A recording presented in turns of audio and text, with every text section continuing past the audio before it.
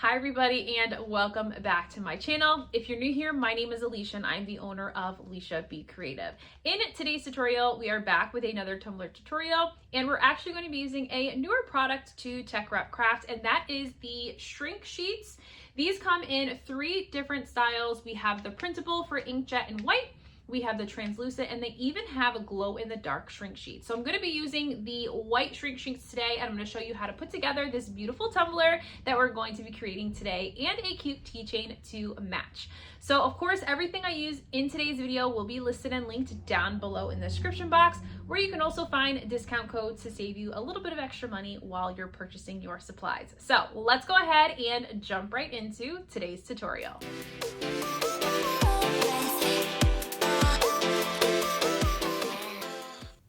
All right, so I'd like to start with showing you guys the PR box for this month. So TeckWrap sends me probably like once a quarter a box of some of the newer items they have and some items I have yet to try. So they have sent me a few of these really pretty like opal and gradient vinyls, a cute weeding paper or weeding pen, and then they have sent me their shrink sheets. So as I mentioned in the introduction, there are 3 different styles: glow in the dark, white, and translucent. And they also sent me another bit of their clear printable vinyl as well to try out as well. So those are all of my goodies from TeckWrap, and so we're going to be using the shrink sheets in white today.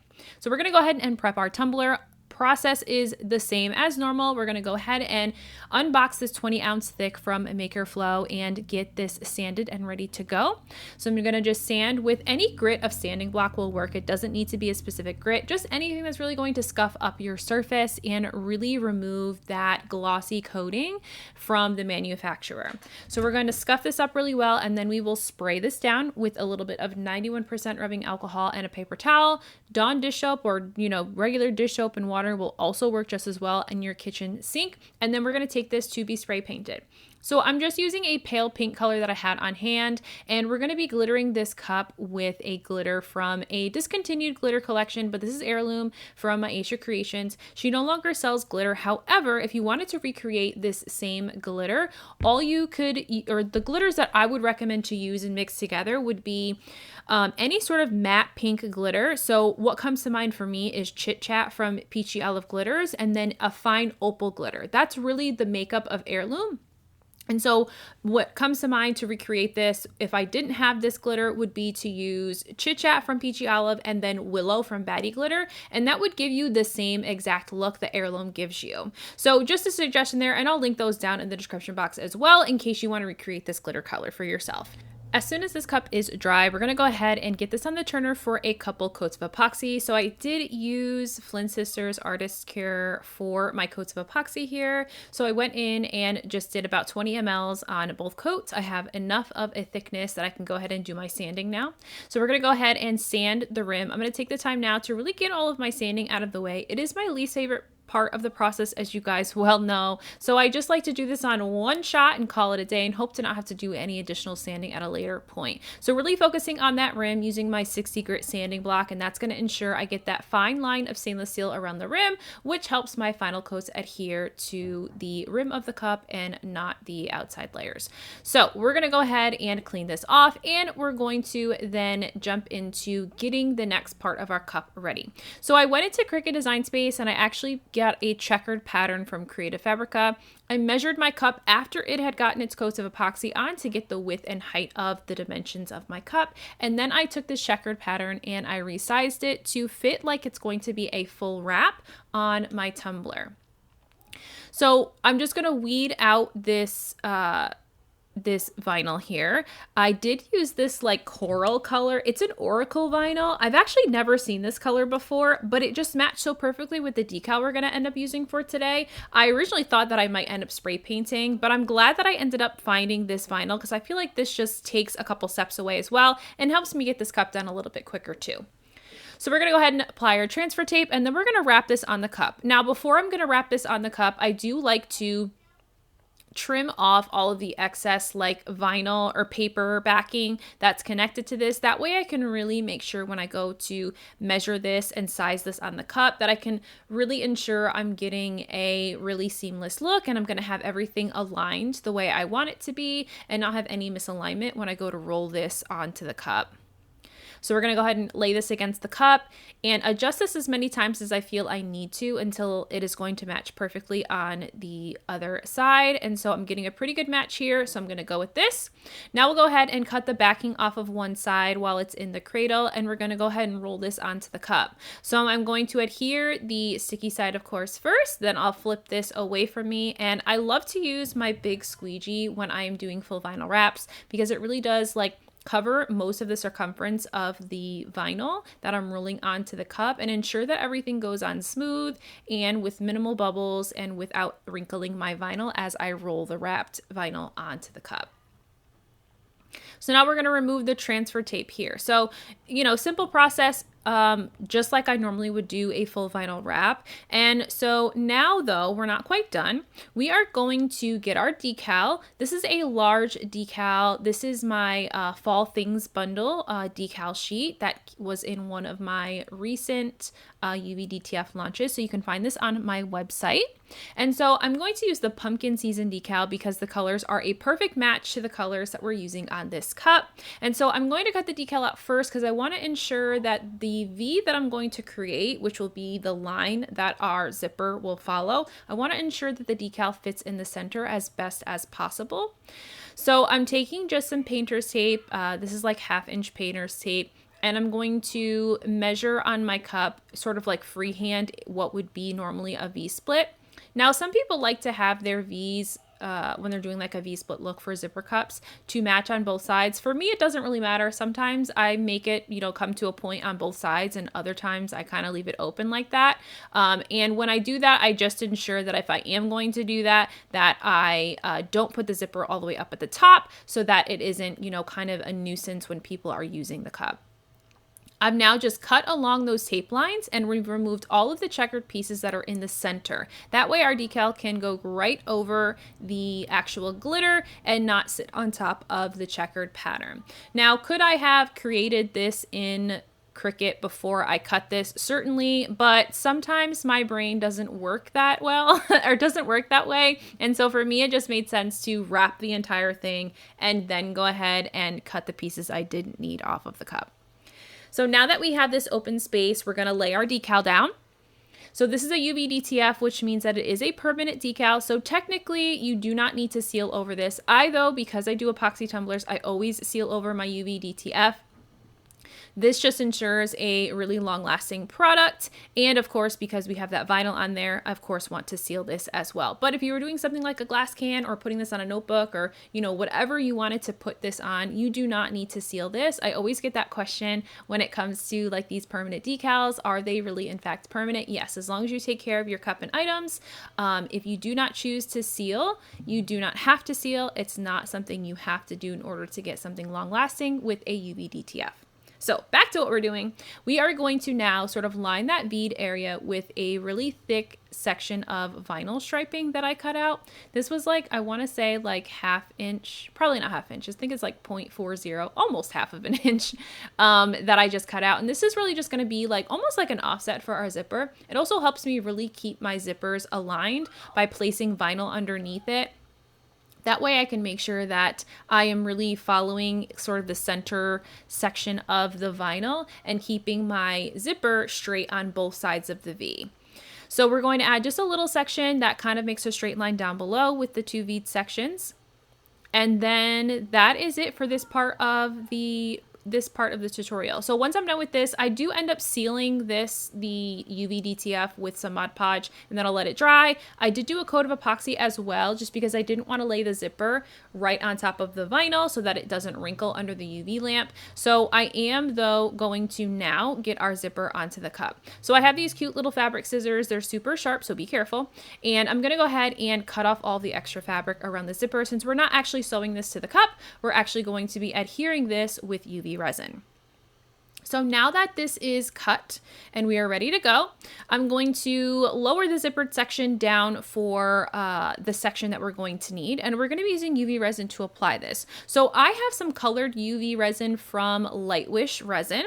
I will link them down in the description box. I have used them a few times in some of my tutorials. And normally I would use, you know, just clear UV resin because I didn't necessarily need a colored UV resin. However, I only have UV resin in a massive jug, so that was not going to to work. So thankfully I did have this UV resin, which makes the process a lot easier to be able to do a thin line of UV resin without making a huge mess.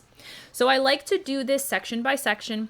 I start with the actual like zipper pulled area, and then I will adhere that, of course, with the UV resin and then the lamp for 30 to 60 seconds.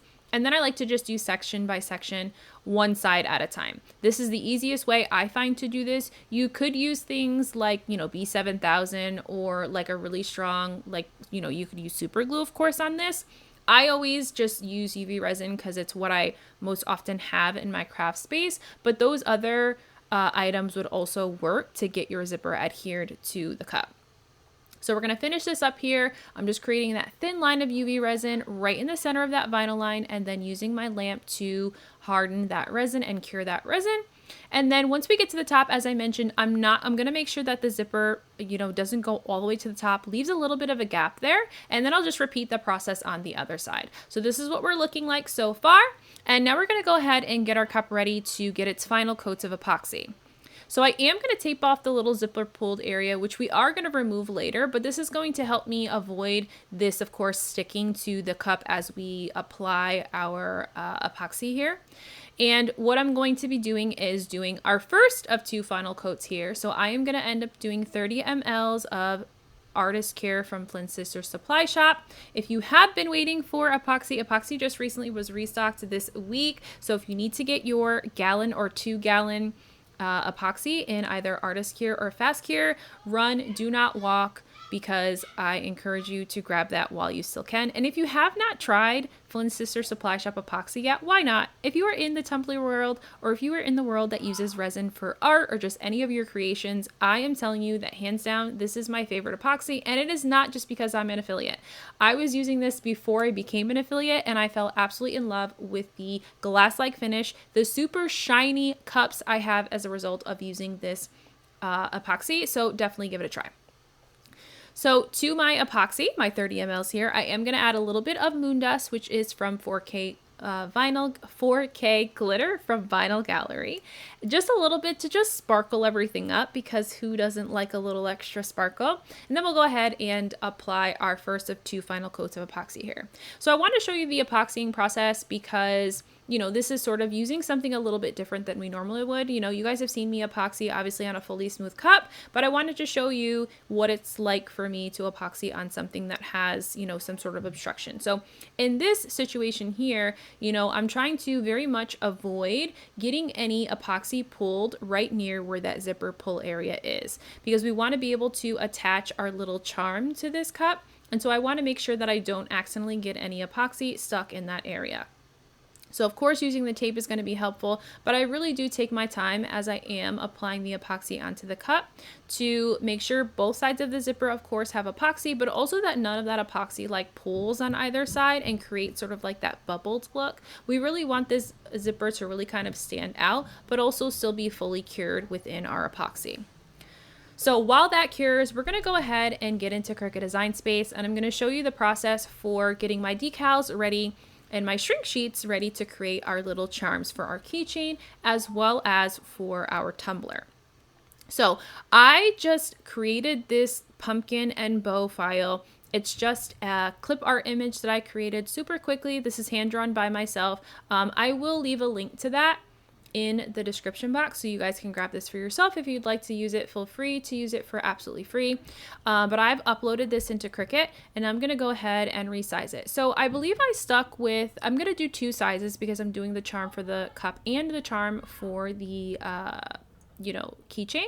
And so for the first larger pumpkin, which is going to be for the keychain, I aimed for like 3 inches, I think, wide was my goal. And then for the smaller one, I did about 2. I wasn't sure at this point how much this was going to shrink. I knew visually how large this was going to print, but I wasn't sure how much this was going to shrink down since I've never used these shrink sheets before. So I wanted to go a little bit bigger just in case. So we're going to leave those and set those aside, and we're going to go ahead and do some text that we're going to use for our keychain. So I'm just going to pick a font that I already have in the system in Cricut, and we're just going to put pumpkin season on the keychain so that it matches the tumbler, the decal that's on the tumbler. So I'm just going to go ahead and duplicate the text and repeat it with the word season. I then will make sure to weld both of these fonts so that it doesn't cut through the, where each font meets. And we'll go ahead and grab a shape. That way I can make sure that this is the proper size for the keychain that we're using. So the keychain blank I have is just about 4 inches around. So we're going to go ahead and just get a 4-inch circle. And then I'm going to go ahead and just layer these on top of that circle. And this is just going to ensure that I have the correct sizing for my wording. Once I've gotten the wording set, I'm going to adjust the sizing the way that I need it to be. Then I will go ahead and weld both pumpkin and season together so they cut right on top of each other. And from here, now I can go ahead and create an offset. I am in love with the offset feature. I feel like I use it for everything. If I'm going to be in Cricut and I'm going to be playing around, I'm for sure using the offset. So we're going to go ahead and just create an offset. I think I did 0.040 was, I think, my final offset. I wanted it kind of tight to the wording because this is very fine wording as it is. So I didn't want it to be too huge and kind of look like a big old air bubble around it. So I wanted it to be as close as I could get it that I can guarantee my my Cricut would be able to cut. So we're going to go ahead and change the coloring here. I ended up doing orange lettering, and then I did a pink background. And so now that we have all of our items together, we can go ahead and get those cut. And now I'm going to show you what this looks like. So in the vinyl sticker paper, the shrink sheets, you get like the shrink sheet sort of like sheet. It shows you the different styles that they have. The printable inkjet and the in white and translucent you can print on. It looks like the glow in dark though, you can only draw on. So I have not yet used that, but I will be using that, just in my own crafting sort of, crafting ways, and I'll let you guys know. The other thing I wanted to mention is that I showed you kind of the corner where it smudged. So I waited a few minutes on purpose because you don't want to seal these. You don't want to use any sort of sealer, because if you do use that sort of sealer, you are going to obviously potentially cause a fire, because spray paint, of course, is flammable, and we're going to be using heat to get these to shrink. So just allow your shrink sheets to dry the ink on them. That way it doesn't smudge when you are cutting them out. You could also, of course, use your print and cut feature on Cricut. If you know me, you know that I have a Cricut. It doesn't always do what I want it to do. So sometimes it's just easier for me to hand cut, which is what I chose to do with these. So the other thing is you're going to want a hole puncher, which I could not find, but I did find this heart hole puncher, and we're going to go with this to create the holes, which will be how we attach these to our keychain and our tumbler. Then all we have to do is we're going to shrink these. So using your heat gun, you're going to go ahead and just apply heat to this. And as you're going to see, this is going to shrink up really quickly. It's going to look like it's going to overlap on itself before it does finally flatten out. Give it time. It takes just under a minute to kind of fully be done shrinking to its final size before it's fully flattened out again. Then what I do is I move these off to the side to a cool surface and put something heavy on top of it to keep it flat so it doesn't sort of bow on the underside. We're going to do the same thing with the second one. I ended up just using this, tape roll here just to keep it contained, because I felt like before it was kind of all over the place, and that just kept it contained a little bit better as I was trying to shrink this. I did also note that the prints do turn out darker, obviously, because you are shrinking it, which means that it's kind of,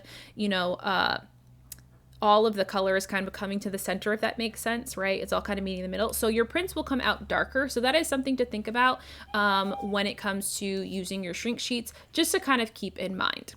And so now I want to show you the process of creating the keychain. I'm not going to walk you through this, start to finish. I do have, though, other keychain tutorials on my channel, which I will be sure to link in the description box. That way you guys can check those out. I have done quite a few on my channel, so check those out. It is the same process for all of my keychains, nothing too crazy, but this video was already so long and I really wanted to highlight the shrink sheets, so I just felt like doing kind of a speed session of the quick process of creating this keychain to show you guys, since it is part of the video, but it really isn't part of the tutorial for today. So I did add some cute little beads to this and a keychain before I added the keychain piece that adheres to your bag or your keys or whatever. And so once I've gotten this all secured, which I did fight quite a bit because I haven't used beads and string in a long time, but once I was done with the keychain part, we're going to go ahead and go back to our little shrink sheets, so our little charms that we created, those little pumpkin bows. The final thing we're going to do before we can apply these is we're going to go ahead and add UV resin and sort of seal these in. So because these are printed on, should these get wet, you do run the risk of them bleeding. So we don't want that. We want to sort of keep these as vibrant as possible. So we're going to add a layer of UV resin to these, which is just going to keep the vibrancy of the color of the little charms that we've created. The other thing I did want to mention is when these are finally shrunk, if you guys remember using like Shrinky Dinks when you were kids back in the day, they do end up being like this hard plastic feeling. It's a really like fun like thing to see happen. I like forgot how much fun these were. And I haven't done this in so long, and it just was bringing back a lot of memories and nostalgia. Anyway, it ends up being like this very hard plastic. The paper that you print on is a pretty thick, almost like plasticky, really thin plasticky sheet. And so obviously that does then, you know, congeal down or, you know, condense down and create this sort of like harder, thicker plastic once it's finally shrunk down.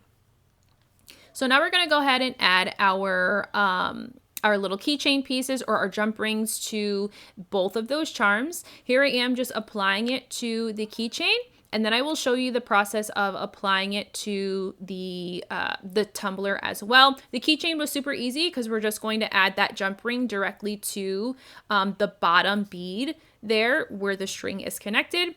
Now for the cup here, we're going to go back to the tumbler here, and what I'm going to do here is I'm going to take my my wire cutting shears, whatever you call these, jewelry cutting shears, and we're going to remove the actual original zipper pull from this. I did end up apparently doing too much epoxying close to that section, so I did have to use my weeding tool to get some of that, you know, hardened epoxy out of there before I could add the jump ring through the hole. If you can get thinner jump rings or just maybe a larger zipper pull, that might be helpful to really get that in. I struggled a little bit to get that jump ring in, and then on the charm I added a jump ring to the charm directly and then another jump ring so that the charm would look flat when it is placed on the cup, if that makes sense. So it's a total of 3 jump rings. You of course could add like a keychain length too if you wanted to make it a little bit longer. I didn't want to make this too big or too long so that the charm doesn't like sit on the table. I wanted it to be right towards the bottom but not kind of hanging off. So that is sort of the final look of this. I think it came out so cute. I already have a couple other ideas for how I'm going to use these shrink sheets in different ways other than tumblers, so stay tuned for that. But if you have ideas on things you'd like to see me do with these shrink sheets, be sure to put that down in the comment section down below and I'll check those out. But I do love how this came out. I feel like this was just like the perfect like matchy look for the fall season, and it's just giving like the cutest, just very demure, very cutesy look in its finality.